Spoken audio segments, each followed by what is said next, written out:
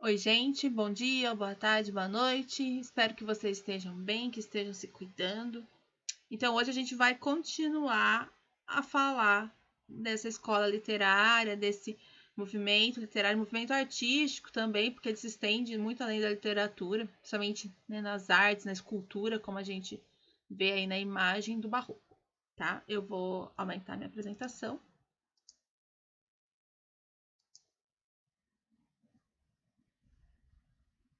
Então, a gente vai hoje falar dos escritores, né, que produziram em solo brasileiro durante essa escola literária, que foi o Barroco, a primeira escola literária que a gente tem produção em território brasileiro, né, inserido dentro de uma estética literária.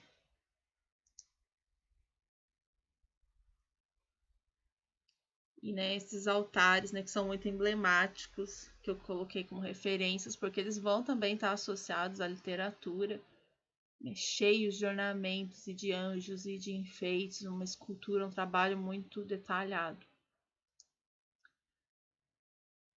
Então, antes da gente falar dos escritores, a gente vai relembrar os estilos do Barroco, porque a gente vai ter representantes aqui no Brasil dos dois estilos, do conceptismo e do cultismo, tá? A gente vai começar pelo conceptismo, que é aquele, como eu falei para vocês, que fala do jogo de ideias, de explicar conceitos, de raciocínio lógico. Ele é muito mais, né, para os padrões da época, claro, mais direto, objetivo. E ele vai estar também muito voltado a uma retórica, ou seja, a uma explicação falada, uma explanação, uma exposição das ideias, né, para um determinado público. E vocês vão entender agora o porquê, a hora que eu falar quem é o nosso representante do conceptismo, né, desse estilo de barroco aqui no Brasil. Então é esse cara, né, Padre Antônio Vieira, é o nosso representante do conceptismo.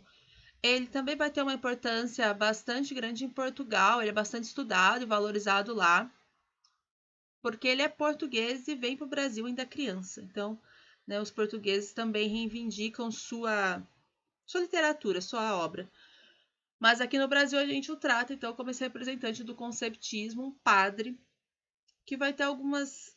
Essa estética literária, essa questão de falar mais das ideias, de expor essas ideias, vai estar muito associada à função dele na sociedade, já que ele é um padre. E vocês vão entender o porquê. Então, falando um pouquinho do padre Antônio Vieira, ele vem ainda criança para o Brasil, como eu já adiantei. Ele nasce em Portugal, ele nasce em Lisboa e vem criança para o Brasil. E, né, ele entra para a Companhia de Jesus, dos jesuítas, e se forma um padre. Aqui no Brasil, né, ele vai, né, morar ali na região do Nordeste. Ele vai defender os pequenos comerciantes e agricultores desse, né? A gente tem então o estabelecimento das capitanias e depois, né, o latifúndio, as plantations, né, os grandes territórios sendo explorados inicialmente para cana de açúcar. Então ele vai, em vez de se voltar, né, na defesa dos poderosos, ele vai defender os pequenos. Isso vai contar pontos a favor de Padre Antônio Vieira. Então ele vai defender os pequenos comerciantes e os agricultores, o povo local, né, o que as pessoas chamavam de colonos, né, que vem buscando uma forma de vida em solo brasileiro. E ele também vai ser contra a exploração indígena. A gente sabe que quando os portugueses chegam aqui, eles impõem uma série de privações de sofrimento, e uma delas é o trabalho escravizado aos indígenas, né, além, né, de apagamento de sua história, de sua religião, de sua cultura. Mas ele vai ser bastante contra a exploração, né, do trabalho indígena, mas não contra catequizá-los. Isso ele vai fazer muito bem. Tanto ali na imagem, eu vou até voltar, ele é bastante representado, né, junto com os indígenas, porque ele vai mesmo viver de catequizar, de tentar trazer esses indígenas como fiéis e de viver próximos, né? Então ele vai restabelecer uma relação de proximidade com os indígenas. Repare que ele vai ser contra a escravidão indígena, mas não vai ser contra a escravidão dos africanos, tá? Então, né, para ele, escravizar os negros estava tudo certo, que não podia explorar os indígenas. Tanto que eu não sei se vocês viram, há um tempo até, ele tem uma estátua dele bem grande em Portugal, e ela apareceu pichada, né, por causa dessa questão da gente revisitar esses personagens históricos, essas personalidades, né? E expor mesmo as chagas, as feridas, porque ele era um padre que podia ter atuado nesse sentido, mas não era um problema para a Igreja Católica a escravidão, tá? Ela era, inclusive, tinha escravos, né, pessoas escravizadas, era a favor, enfim. Então, a obra de Padre Antônio Vieira pode ser dividida em 3 partes: profecias, cartas e sermões, sendo que os sermões são a parte mais famosa, a parte mais estudada. Esses sermões vão ser longos, são textos bastante longos, assim, para um sermão, né? Aquelas pessoas escutando, muitas vezes em pé. Mas ele era considerado um exímio pregador. As pessoas gostavam do sermão dele, ele realmente, né, era na época classificado como alguém com esse dom da palavra.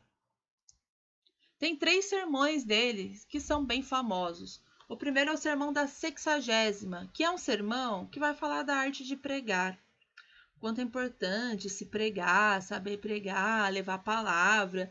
E ele vai ter ali uma crítica ali ao cultismo, que é a outra estética ali no momento, né? O outro estilo mais rebuscado. Então ele vai ali dar umas alfinetadas no cultismo. Havia essa rivalidade, o que era melhor, conceptismo, cultismo. Então ele já vai dar umas cutucadas ali nesse sermão. Outro sermão, esse é meu preferido dele no sentido porque ele tem muitas nuances. É o sermão pelo bom sucesso das armas de Portugal contra as de Holanda.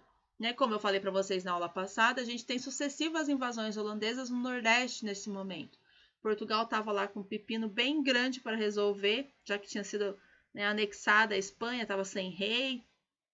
Então, o território brasileiro estava meio abandonado.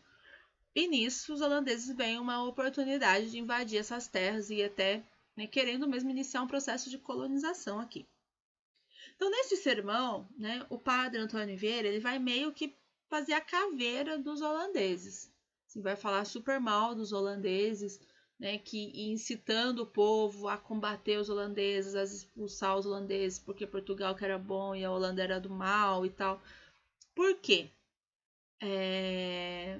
Porque se a invasão holandesa fosse bem sucedida, provavelmente ele seria expulso, né? Os holandeses têm uma forte tradição protestante, são luteranos, então a religião católica não teria mais o domínio que tem ali nesse momento. Então, embora, né, para o povo da época parecesse, né, muito mais um caminho de conquistar o céu, até porque a Igreja Católica, a religião católica era vendida como a correta e tal, a que levaria para o céu, a das pessoas boas, e as outras religiões cristãs, até chamadas de hereges mesmo, havia também, né, questões políticas, era questão de domínio de território, de perda de fiéis e consequentemente, até perdas financeiras mesmo, porque a Igreja Católica investia, né, na construção das igrejas e tal, e na catequização. Então, ele tem essa nuance bastante mundana, digamos assim. Embora seja um sermão que parece bastante voltado para os céus e para a conquista da vida eterna, no paraíso, combatendo esses holandeses que são do mal, mas é muito bom que Portugal esteja aqui e tal, porque Portugal é católico e tal. Mas ele tem umas questões mundanas ali bem assim perceptíveis que a gente entende hoje. E outro sermão dele bastante famoso, o Sermão de Santo Antônio, porque foi pregado no dia de Santo Antônio, ou aos peixes, também tem essa nomenclatura, que fala contra a exploração dos indígenas. Ele vai, né, se posicionar até afrontando, né, quem era a favor, alguns poderosos nessa época. Então esse é o Padre Antônio Vieira, né, o nosso representante do conceptismo, importante figura do barroco, que embora tenha nascido em Portugal, produziu bastante aqui no Brasil. Agora a gente vai para o cultismo, que é o outro estilo, que é o estilo da linguagem mais rebuscada, mais culta, cheia de jogo de palavras, das hipérboles, né, que são os exageros, das antíteses, das metáforas. Então, é um texto, como eu já falei, muito mais trabalhoso de fazer, muito mais trabalhado, onde o foco é quase mesmo assim a estética desse texto, né, não só a mensagem que ele passa. E aqui a gente tem como representante um cara que eu adoro. Eu adoro Gregório de Matos. E depois vocês vão entender por quê. Além, né, de todas as características que a gente vai ver dele depois, ele é brasileiro. Gregório de Matos nasce aqui. Então a gente pode classificar diferente do Padre Antônio Vieira, que é português. Gregório de Matos é o primeiro brasileiro que a gente, né, na literatura canônica, nessa que a gente estuda, coloca como que começa a produzir aqui no Brasil e sendo brasileiro mesmo, literatura, né, feita por brasileiros. Então, falando um pouquinho dele, ele é baiano, né, ele nasce na Bahia. Ele estuda em Portugal, vai para lá para fazer direito, então ele pensa, né, ele planeja, sai do Brasil para viver em Portugal, mas ele é obrigado a voltar, quase que meio fugido de lá, porque ele sempre criticou muitos poderosos, né? A coroa portuguesa, a administração portuguesa, até a questão mesmo de corrupção, de hipocrisia que tinha. Então ele critica, ele, né, joga na roda mesmo, e ele vem quase meio fugido para cá de novo, né, volta pro Brasil, porque de lá ele vai conquistar muitos inimigos. Daí ele vai receber o apelido de Boca do Inferno, tá? Esse é o apelido dele, porque ele vai mandar a real mesmo assim pra, né, da situação, de tudo que ele via de errado, principalmente das questões de hipocrisia, né, muito. Ele vai então criticar a igreja, ele vai criticar os poderosos, ele vai criticar a coroa, ninguém vai escapar. Ele vai falar muito dos padres e das freiras, né? Que a questão da exploração, a questão da corrupção mesmo, de quanto oprimiam o povo, é um povo desse país recém se formando. Então, ele vai mesmo, né, tentar abrir os olhos das pessoas e vai ser também. Ali eu até escrevi que ele apronta de novo, mas apronta nesse sentido, de conquistar muitos inimigos. Ele não vai conseguir ficar com a boca fechada e nem deixar de escrever, porque ele vai refletir muito isso na poesia também. Ele vai escrever poemas falando desses poderosos. E, dito isso, ele recebe a pena de degredo, ou seja, quase um exílio para Angola, que era outra colônia, né, de Portugal. Então ele nasce no Brasil, vai para Portugal estudar, chega lá, arruma inimigos, volta para o Brasil correndo, chega aqui, começa a falar mal do povo daqui, arruma inimigos de novo, é mandado para Angola. Doente, né, ele adoece lá já, né, em território angolano. Ele pede para retornar ao Brasil, ele consegue esse perdão, mas ele estava proibido de pisar na Bahia, que é onde ele nasceu. Então ele não pode mais retornar à Bahia devido a esses inimigos que ele conquistou lá. E acaba falecendo no Recife, bastante empobrecido, né, devido a toda essa questão da vida dele e também ao modo de vida que ele vivia. Ele era bastante boêmio também e tal. Ele circulava em vários. Ele me lembra muito Camões nessa questão de vivência mesmo. Ele circulava por vários espaços, desde o povo até os mais poderosos, embora ali ele afrontasse muitos deles e tal. Ele acaba então falecendo bastante pobre em Recife. E quando ele recebe esse perdão para retornar ao Brasil, também eles o proíbem também de ficar fazendo sátira. Não, você quer voltar, mas você não vai mais ficar falando mal de ninguém. E daí ele acata e acaba falecendo no Recife. E o Gregório de Matos ele vai se dedicar à poesia. E a gente vai ter poesia religiosa, né, onde ele vai pedir perdão aos pecados, falar bastante de Jesus. A gente vai ter poesia lírica, onde ele vai falar de sentimentos, né, sobretudo do amor, paixão. E a satírica, que é essa que vai ser a fonte dos problemas dele, onde ele vai denunciar os problemas, os poderosos, a hipocrisia e tal. Para quem assistir a aula online, eu vou ler uma poesia satírica do Gregório, que eu não vou ler aqui, porque ele não recebe o apelido de Boca do Inferno à toa. Então ele vai fazer muitas vezes recurso de palavrões mesmo no meio da poesia e de trocadilhos bastante maliciosos assim que vão afrontar as pessoas da época. Então, né, falando das características, essa poesia satírica ela vai criticar a coroa portuguesa e a Igreja Católica, ela vai expor bastante esse conflito entre pecado e perdão, que era também uma característica do barroco, né? Como eu falei na aula passada, a gente tem esse homem que já encontrou tudo que o Renascimento, os valores do Renascimento trouxeram, né, de bem-estar, de ser humano, mas que está muito dividido entre essa questão espiritual, religiosa que o catolicismo impõe. E o Gregório de Matos também vai trazer muito um sentimento nativista brasileiro. Isso é uma característica importante dele, porque ele vai falar muitas vezes contra a exploração portuguesa. Então, alguns ideaizinhos, né, algumas sementinhas dessa questão de brasileiro e de ser contra a exploração da metrópole portuguesa, da coroa portuguesa. Então, eu coloquei 2 poemas dele aqui. Esse aqui é um poema religioso, então provavelmente ele tinha aprontado todas, e daí era sempre assim, ele vai, né, aprontar e depois vai escrever um poema religioso pedindo perdão. A Jesus Cristo nosso Senhor, pequei, Senhor, mas não porque hei pecado, da vossa alta clemência me despido, antes, quanto mais tenho delinquido, vos tenho a perdoar mais empenhado.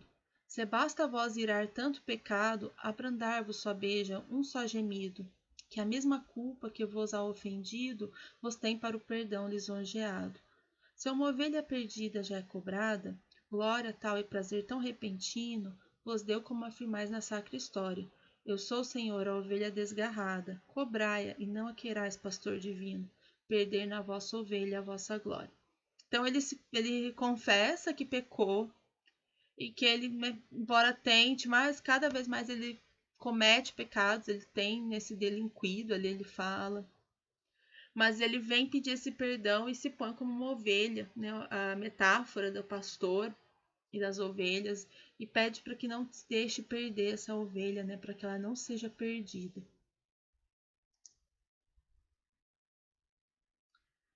O próximo poema é um dos meus preferidos. Repara que ele escreve sonetos, esqueci de chamar a atenção, né? Repare, então ele já vai, né, ser diferente do padre Antônio Vieira, que escrevia sermões, então ele vai se dedicar à forma fixa do soneto, né? 2 quartetos, 2 tercetos. Desenganos da vida humana metaforicamente. É a vaidade, Fábio, nesta vida, rosa que da manhã lisonjeada, púrpuras mil com ambição dourada, airosa rompe, arrasta presumida. É planta que de abril favorecida, por mares de soberba desatada, florida galeota empavesada, sulca ufana, navega destemida. É nau, enfim, que em breve ligeireza, com presunção de fênix generosa, galhardias apresta, alentos preza. Mas ser planta, ser rosa, nau vistosa, de que importa, se aguarda sem defesa, penha a nau, ferro a planta, tarde a rosa. Então aqui ele faz uma metáfora, né, da vaidade, onde ele compara primeiro com uma rosa, né, a rosa bonita, né, toda rompendo, airosa, né, muito cheirosa, garbosa, essa ambição. E depois ele vai comparar com planta, né, também associado à rosa, mas reparem que ele vai da flor para a planta, que é um ser maior, que, né, ela rompe de abril favorecida, então é ali que ela vai, né?